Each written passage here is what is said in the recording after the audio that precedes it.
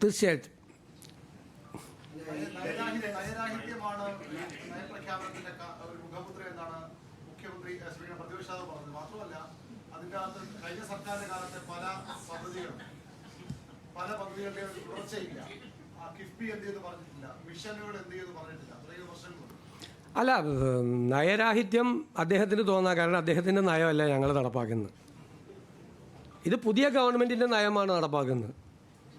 ഇത് വളരെ വ്യത്യസ്തമായ നയമാണ്. സമീപനങ്ങളിലുള്ള മാറ്റം, വളരെ കാര്യമായിട്ടുള്ള മാറ്റമുണ്ട് സമീപനങ്ങളിൽ. ഇത് ഞങ്ങൾ പറഞ്ഞിട്ടാണ് തെരഞ്ഞെടുപ്പിൽ ജയിച്ചത്.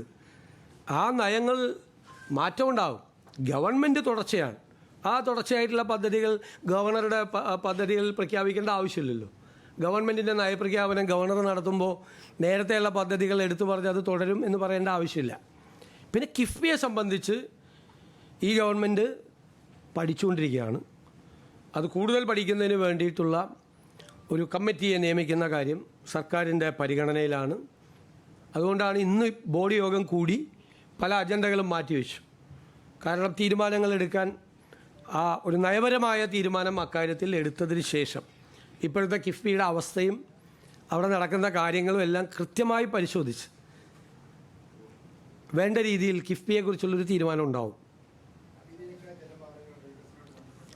തീർച്ചയായിട്ടും അതെല്ലാം ഉണ്ടാവുമല്ലോ. ഇൻലാൻഡ് നാവിഗേഷൻ്റെ കാര്യത്തിലും നമ്മുടെ പോർട്ട് എന്ന് പറയുന്നത് നമ്മുടെ ഒരു വളരെ പ്രധാനപ്പെട്ട ഒരു കാര്യമാണ്. ഏറ്റവും പ്രയോറിറ്റി കൊടുക്കുന്ന ഡ്രീം പ്രോജക്റ്റാണ്.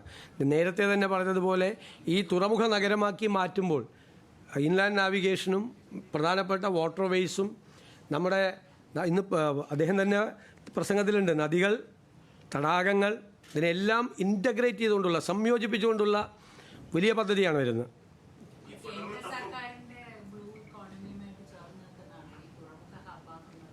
അതല്ല, ബ്ലൂ എക്കോണമി വേറെയാണ്, വേറെ പലതരത്തിലുള്ള കാര്യങ്ങളാണ്. ഇതല്ല, ഇത് അതിൻ്റെ അനുബന്ധമായി ആയിരക്കണക്കിന് ലക്ഷക്കണക്കിന് തൊഴിൽ സാധ്യതകളുണ്ടാവും.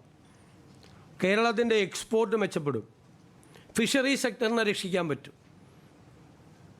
ഫിഷ് പ്രോസസ്സിംഗ് ഉൾപ്പെടെയുള്ള കാര്യങ്ങൾ, ലോജിസ്റ്റിക് പാർക്കുകളുണ്ടാവും. ടൂറിസം ഡെവലപ്പ് ചെയ്യും. രണ്ടാം ഘട്ടവും മൂന്നാം ഘട്ടവും ക്രൂയിസ് പാസഞ്ചേഴ്സാണ്.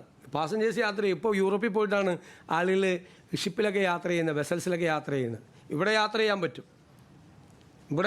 പറ്റും. ഇൻറ്റേർണലായിട്ടും പറ്റും, പുറത്തേക്കുള്ളത് പറ്റും.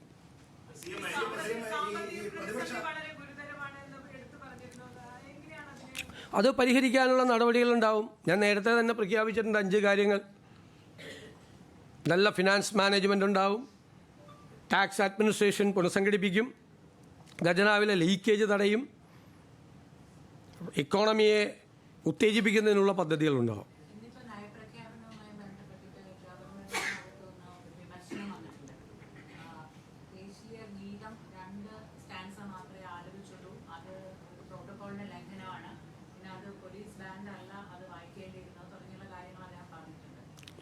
അല്ല, ഇത് നമുക്കും ഒരു പൊളിറ്റിക്കൽ ഐഡിയോളജിയുടെ ഫ്രെയിമിൽ നിന്നുകൊണ്ടല്ലേ നമ്മൾ പ്രവർത്തിക്കുന്നത്.